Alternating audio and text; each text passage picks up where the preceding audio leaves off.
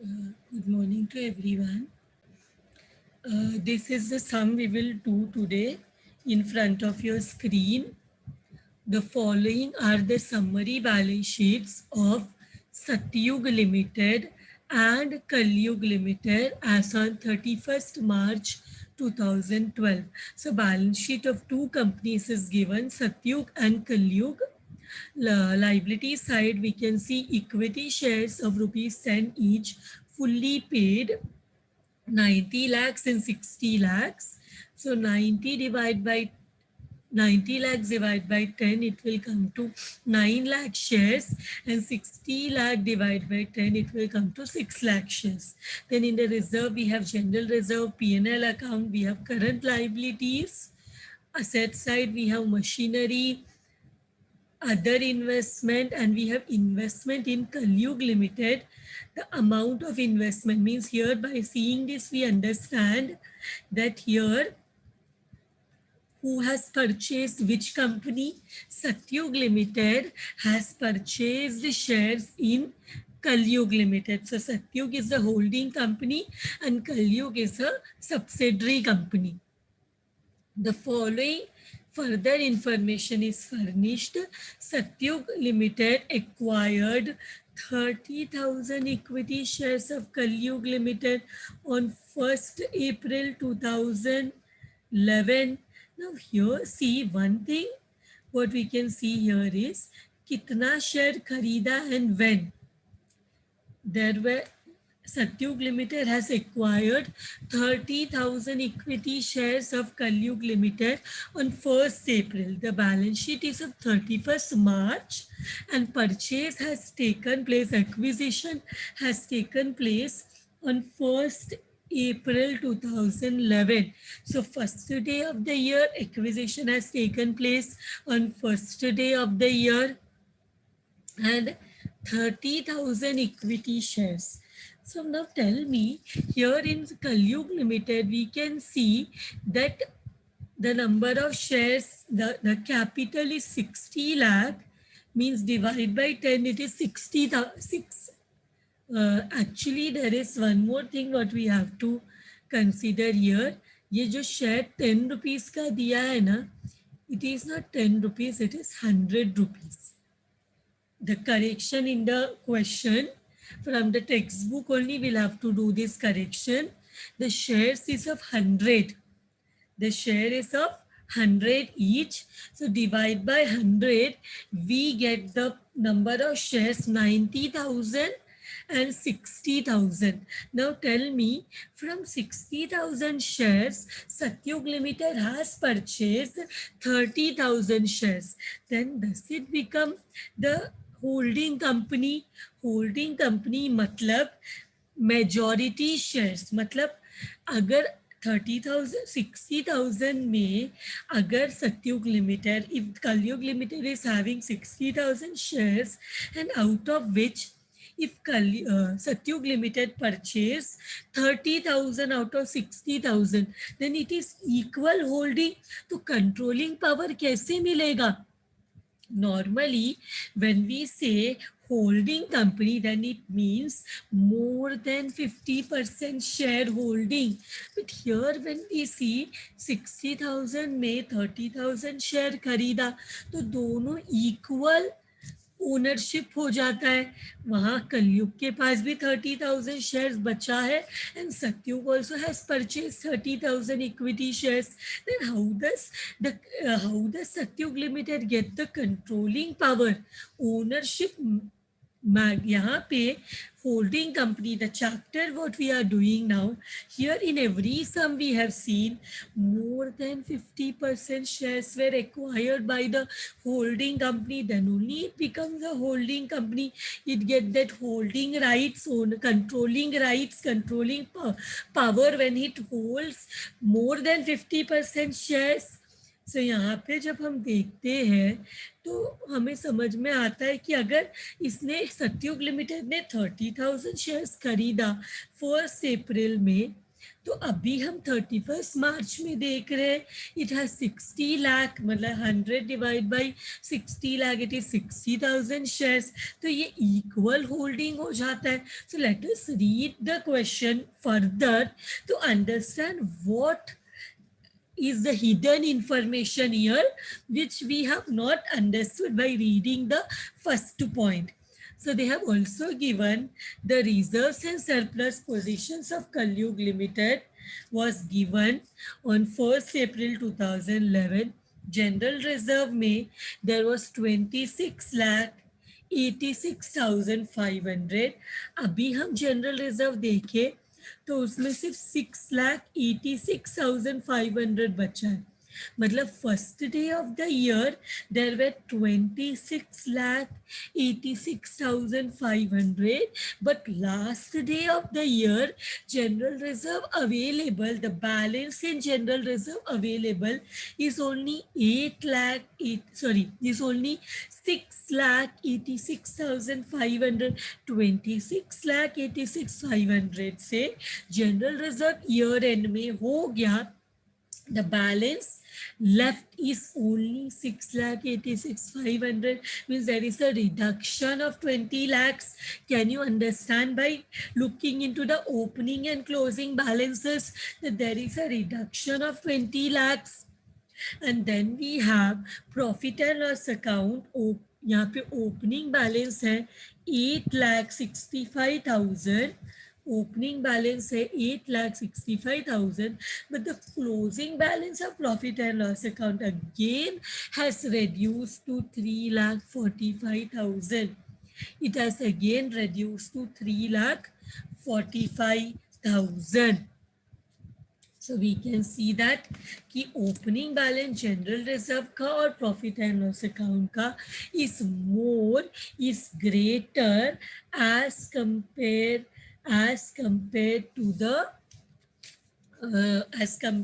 to the closing balances. The opening balances are greater as compared to the closing balances. तो यहाँ पे देखो next line says on 1st October 2011, on 1st October 2011 Kalyug limited issued fully paid bonus share। मतलब क्या हुआ है, 1st October 2011 को कलयुग लिमिटेड ने क्या किया, fully paid bonus share दिया in the ratio 1:2 out of the pre-acquisition general reserve। तो ये जो जनरल रिजर्व है एक्विजिशन से पहले वाला, इसको यूज करके कलयुग लिमिटेड ने बोनस शेयर्स इशू किया है on 1st October 2011, but no entry is made in the books of Satyug limited for the receipt of this bonus share. So ये बोनस शेयर को रिसीव करने का entry is not there in Satyug limited. मतलब ये जो 30,000 share जिसके बारे में बात हो रहा है, it is exclusive, it is not including bonus share. मतलब ये जो 30,000 इक्विटी शेयर है जो परचेज किया है 1st अप्रैल को, तभी यहाँ पे जो 60 लाख है, 60 lakh that is 60,000 share, it is having the inclusion of bonus shares also. तो ये 60 लाख में बोनस शेयर्स का भी इंक्लूजन है। तो हम लोग को ये 60 लाख बोनस शेयर्स को ऐड करके मिला, अभी समझा। मतलब ये 30,000 is majority shares only, more than 50,000 shares ही है। बट यहाँ पे हमें देख के ईयर एंड में शेयर कैपिटल का बैलेंस देख के समझ में नहीं आ रहा, because in the share capital there is also the receipt of bonus shares. तो ये 60 लाख में बोनस शेयर्स का भी एंट्री है। और इसके बाद 30 जून 2011, 30 जून 2011 means before the issue of bonus shares. 31 अक्टूबर 2011 को बोनस शेयर इशू किया। मतलब 30 जून 2011 बिफोर इशूइंग बोनस शेयर्स, कलयुग limited Kalyug Limited is a subsidiary company. It declared 20% dividend out of the pre-acquisition profit. मतलब प्री एक्विजिशन प्रॉफिट से उसने क्या किया, it issued 20% dividend out of the pre acquisition profit and Satyug limited credited the receipt of dividend to its profit and loss account. मतलब क्या दिया है इसमें, 30 जून 2011 को कलयुग लिमिटेड ने क्या किया, डिविडेंड डिक्लेयर किया. बट कौन सा प्रॉफिट से, प्री एक्विजिशन प्रॉफिट से. कौन सा प्रॉफिट से, जनरल रिजर्व को यूज कर लिया कंपनी ने फॉर बोनस. यहाँ पे क्वेश्चन में दिया है it has use the pre acquisition general reserve. अभी हम लोग देखेंगे कंपनी को क्या करना है. अभी कंपनी को डिविडेंड डिक्लेयर करना है. तो डिविडेंड डिक्लेयर करते वक्त क्या हुआ, कंपनी ने प्री एक्विजिशन प्रॉफिट यूज किया. प्री एक्विजिशन प्रॉफिट में हमारे पास दो चीज है, general reserve and profit and loss account before acquisition. But before acquisition use की वाले प्रॉफिट से अगर डिविडेंड डिक्लेयर किया तो इसको कर उसने अपने प्रॉफिट एंड लॉस अकाउंट में ऐड कर दिया. वो डिविडेंड को कहाँ पे ऐड कर दिया, अपने प्रॉफिट एंड लॉस अकाउंट में. But profit and loss account में ऐड करने का मीनिंग क्या होता है, इसको इसने प्रॉफिट कंसीडर किया, इसको इसने रेवेन्यू नेचर का कंसीडर करके it has added to the its profit and loss account. But जब भी हमें मतलब ये जो बिफोर एक्विजिशन का प्रॉफिट है ये तो कैपिटल नेचर का प्रॉफिट होता है. कैपिटल नेचर का प्रॉफिट जब भी हमें मिलता है तो उससे हम मानते हैं कि ये जो हमने सत्युग लिमिटेड ने जो कलयुग लिमिटेड का शेयर्स खरीदा है ये 35,60,000 में खरीदा है. तो जो भी कैपिटल नेचर प्री इक्विजिशन मतलब क्या, मतलब ये वो प्रॉफिट से डिविडेंड डिक्लेयर हुआ है, ये वो प्रॉफिट है जो प्रॉफिट अर्न करते वक्त Satyug limited was not the share holder of Kalyug limited. मतलब when the profit from which the dividend has been declared, the profit from which the dividend has been declared, that profit does not directly belong to Satyug Limited. Satyug Limited ने उस profit को earn करने में कोई मेहनत नहीं किया है क्योंकि तभी Satyug limited was not the share holder. मतलब ये जो प्रॉफिट है 26,86,500 एंड 8,65,000, ये प्रॉफिट अर्न करते वक्त Satyug limited was not the part of Kalyug limited. तो ये प्रॉफिट को हम रेवेन्यू ट्रीट नहीं कर सकते. इसको हम क्या मानते हैं, कैपिटल नेचर का मानते हैं और मानते हैं कि हमने जो 35,60,000 खर्च किया शेयर्स खरीदने में, वो शेयर्स में खरीदते वक्त हमें थोड़ा पैसा, हमारा कॉस्ट कम हुआ, हमें इसको इनकम नहीं ट्रीट करना, ये डिविडेंड को हमें इनकम नहीं ट्रीट करना है. बट ये मानना है कि हमारा जो खर्चा हुआ है 35,60,000 to purchase the shares in Kalyug limited, that cost has reduced. इसको मैं और अच्छे से हमें समझ में आएगा when we will start with the sums. Now on 30 June 2011 this point we have done कि कलयुग लिमिटेड ने 20% डिविडेंड डिक्लेयर किया और डिविडेंड के लिए कहाँ से कौन सा प्रॉफिट यूज किया, pre acquisition profit. And Satyug limited ने गलती से ये डिविडेंड को क्रेडिट किया अपने प्रॉफिट एंड लॉस अकाउंट में. बट इसको उन्होंने अपना इनकम ट्रीट किया.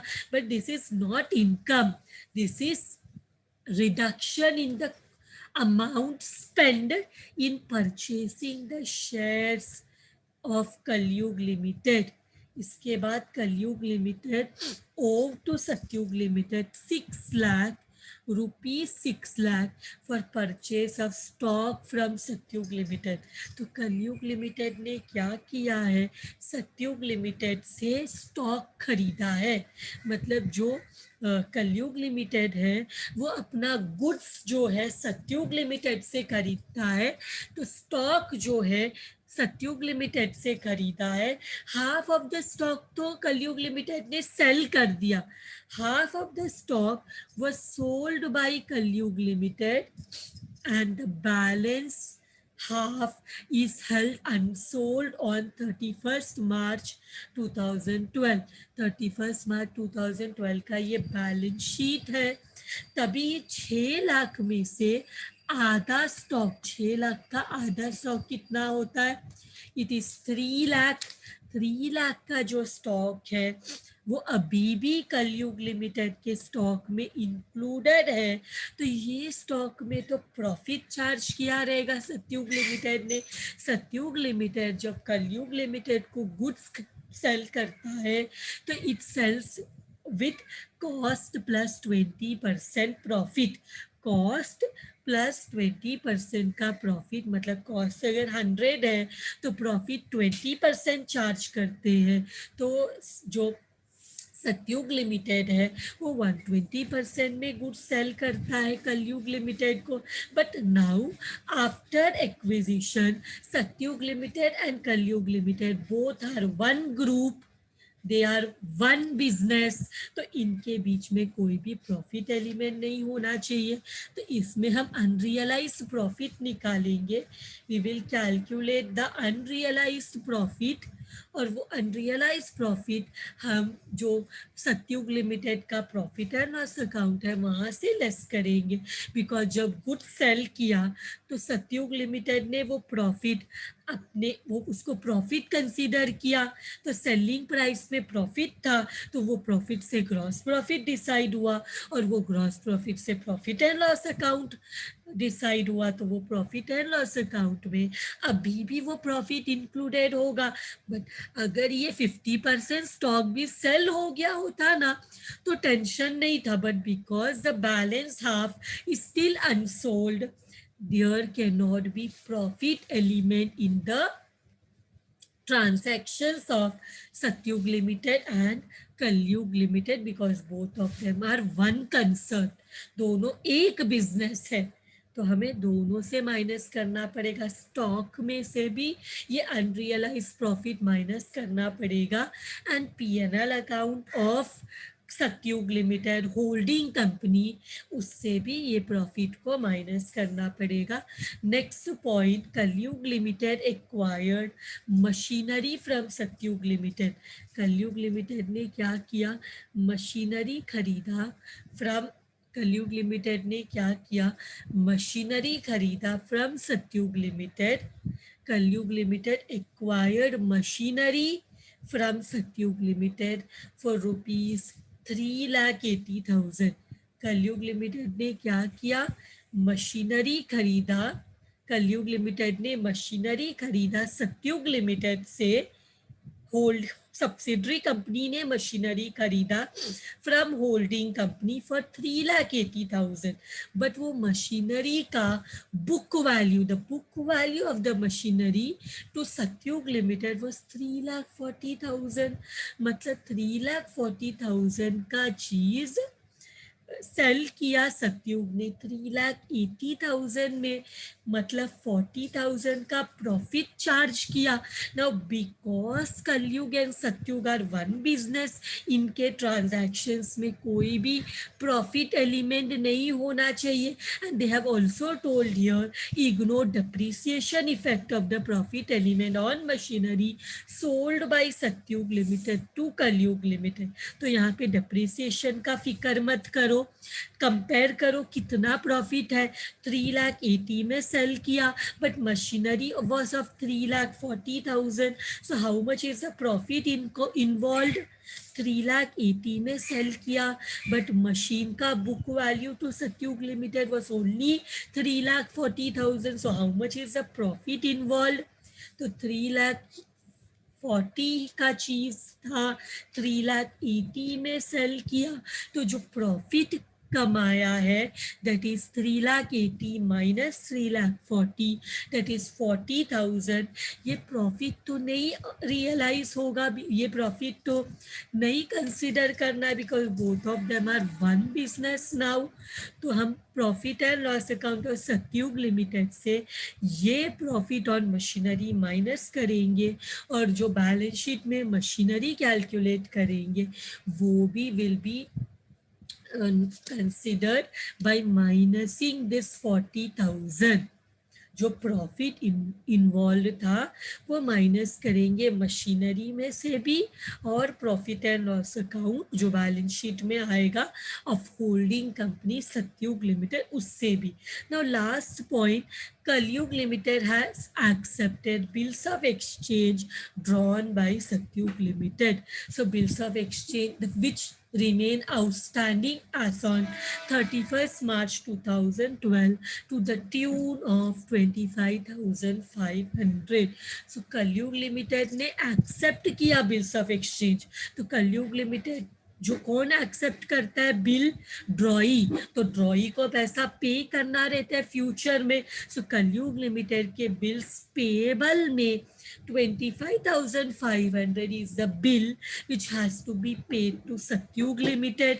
अब सत्युग लिमिटेड और कलयुग लिमिटेड दोनों एक ही बिजनेस है, तो कलयुग लिमिटेड के बिल्स पेएबल में इंक्लूडेड है, तो सत्युग लिमिटेड के बिल्स रिसीवेबल में इंक्लूडेड होगा।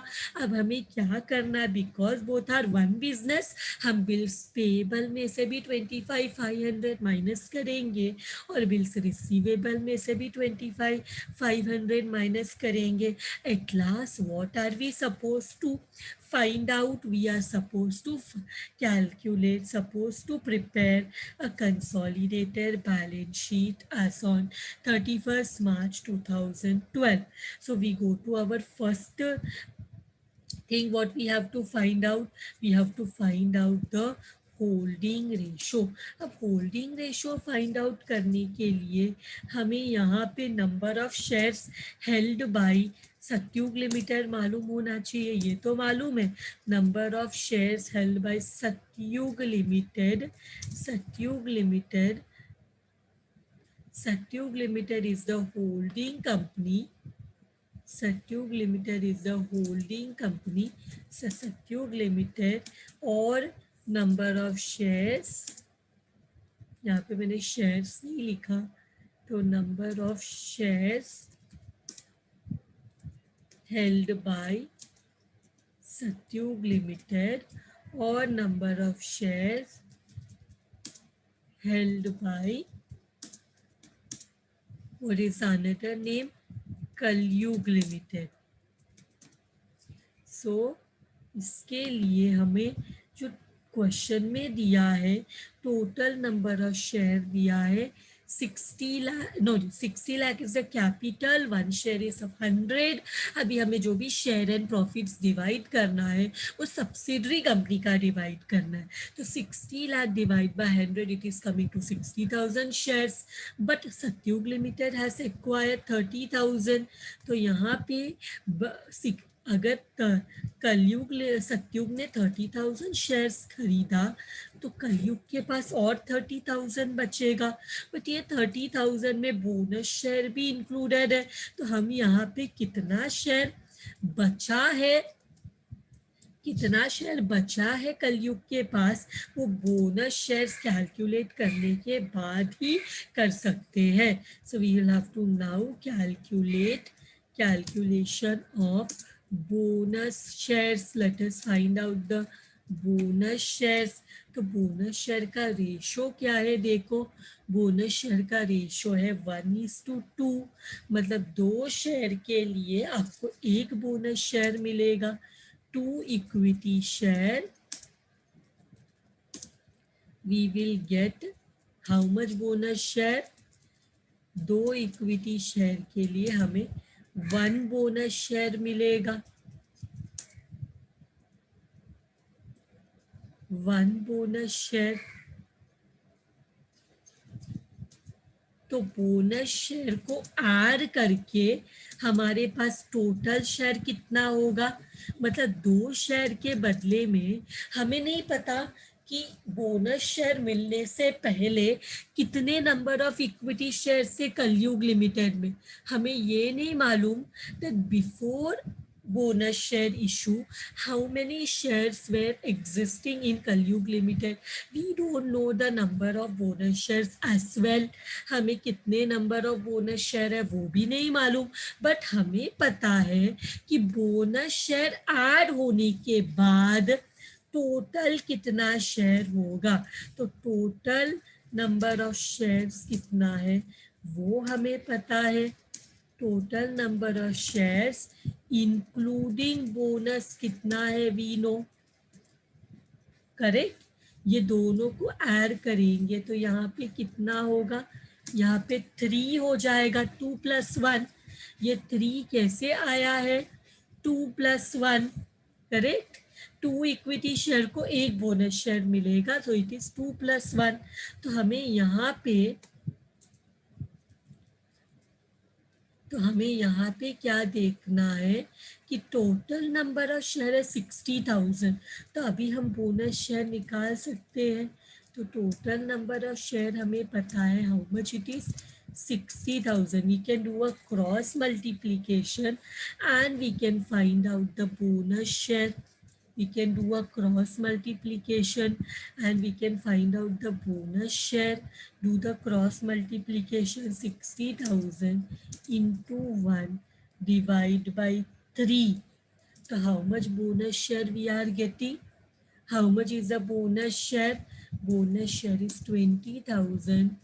Bonus share is also equity shares only. और बस डिफरेंस क्या है, ये फ्री ऑफ कॉस्ट में मिलता है, बस यही फर्क है कि तो bonus shares are also equity shares.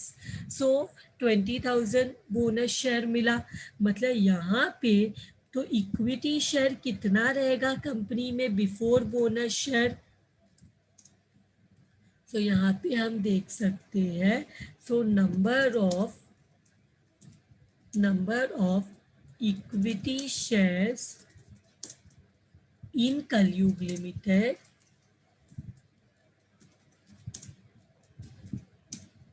before issue of bonus कितना होगा, 60,000 है आफ्टर इशू, 60,000 शेयर्स है आफ्टर इशू, जिसमें से हम 20,000 बोनस शेयर्स माइनस करेंगे। 20,000 बोनस शेयर्स माइनस करेंगे तो कितना शेयर्स था बिफोर बोनस, कितना होगा, it will be how much, 40,000 equity shares. मतलब बोनस मिलने से पहले the number of share holding was 20,000। Bonus अक्टूबर में दिया है, उससे पहले कंपनी के पास कितना इक्विटी शेयर होगा। जब एक्विजिशन हुआ कभी 1 अप्रैल में, तभी कितना शेयर्स रहेगा, सिर्फ 40,000 इंटू 100, 40 लाख कैपिटल रहेगा, जिसमें से 40,000 में से 30,000 शेयर्स सत्युग लिमिटेड ने परचेज कर लिया। तो यहाँ पे हम लोग को अभी पता चल जाएगा that how much is the shares left out with Kalyug, it is 10,000। ये कैसे मिला, 40,000 में से 30,000 शेयर्स अगर सत्युग ने खरीदा तो how much is left out, left out will be 30,000, left out will be 10,000। सब यहाँ पे बोनस भी ऐड कर लेते हैं। अभी क्या करते हैं, let us add bonus also. Bonus share 20,000 है, वो कितना मिलेगा, तो distribution of bonus shares distribution of bonus shares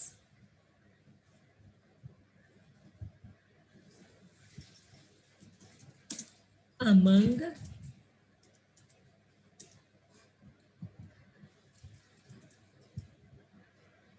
distribution of bonus share सिर्फ दे लिखते हैं distribution of bonus share among the कलयुग एंड सतयुग लिमिटेड तो बोनस शेयर है 20,000 तो सतयुग को कितना मिलेगा रेशो क्या है थर्ड 4 4 0 कॉमन है वो कट करेंगे तो इट इज 3:1 तो वो रेशो में हम डिवाइड करेंगे 20,000 इंटू 3 + 1 इज 4 3/4 तो ये कितना हो जाएगा after getting the bonus share it will B 15,000 bonus shares of ₹100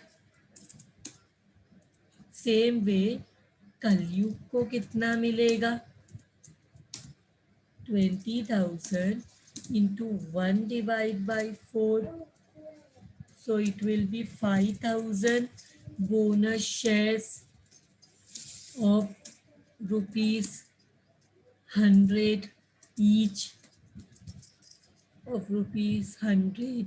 each सो हमें बोनस शेयर भी मिल गया कितना एक एक को मिलने वाला है now let us go to the next calculation of capital profit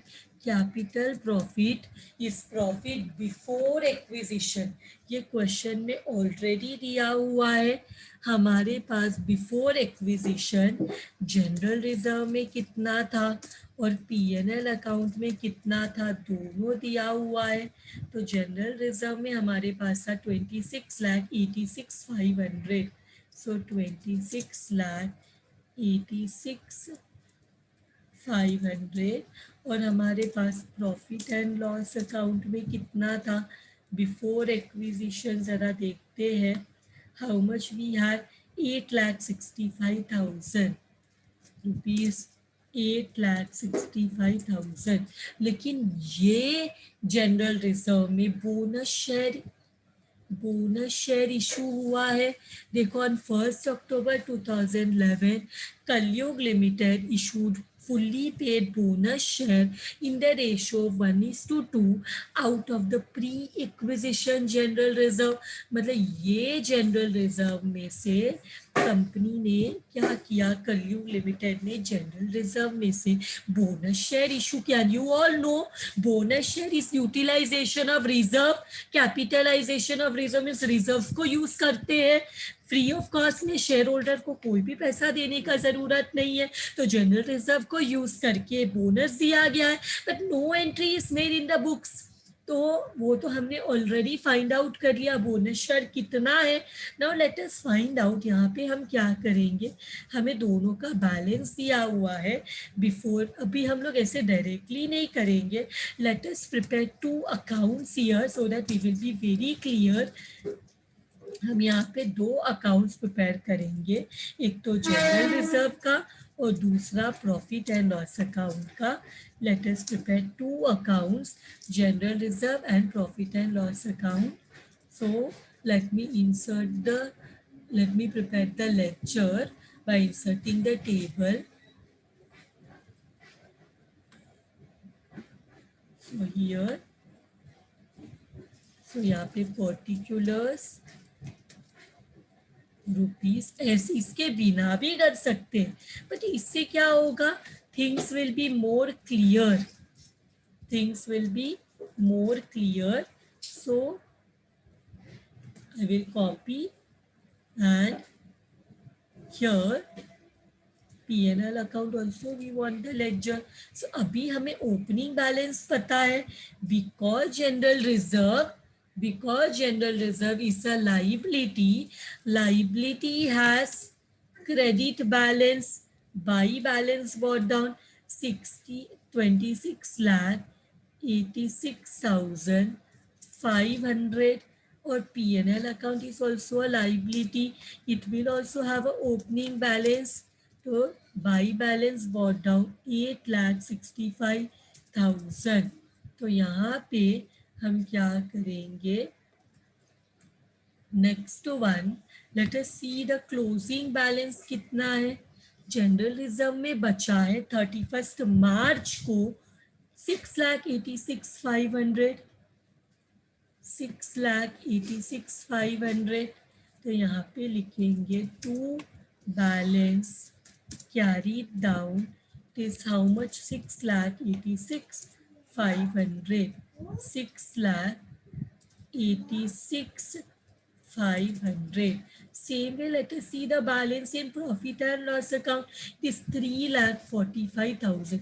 हम किसका प्रॉफिट देख रहे हैं, हमें सब्सिडरी कंपनी का शेयर्स को और प्रॉफिट्स को डिवाइड करना है in this chapter, because there is a acquisition of the because there is an acquisition of the shares of the subsidiary company, the controlling power goes to the holding company who has majority shares.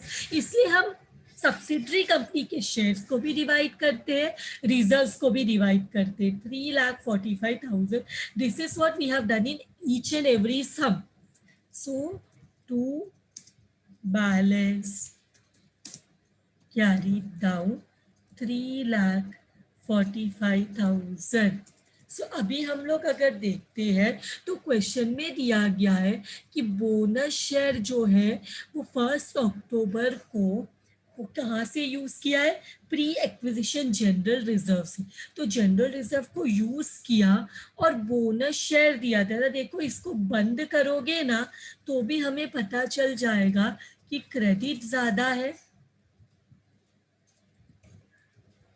Credit ज्यादा है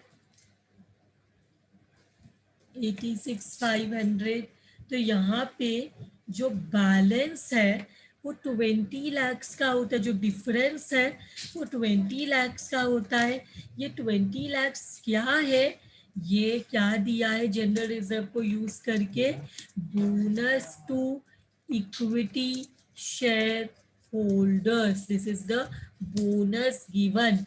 कैसे bonus दिया है, तो ये क्या है, balancing figure, bonus दिया है, उसके वजह से there is this 20 lakhs reduction.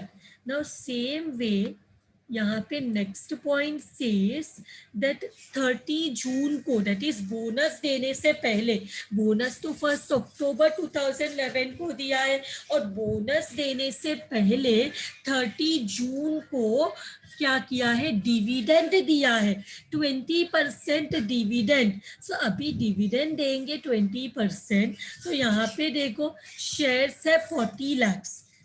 कलयुग लिमिटेड में, कलयुग limited has how many shares, कलयुग limited has share capital of 40 lakhs. कलयुग limited has share capital of 40 lakhs. उस पे 20% का डिविडेंड दिया है, 20% का डिविडेंड.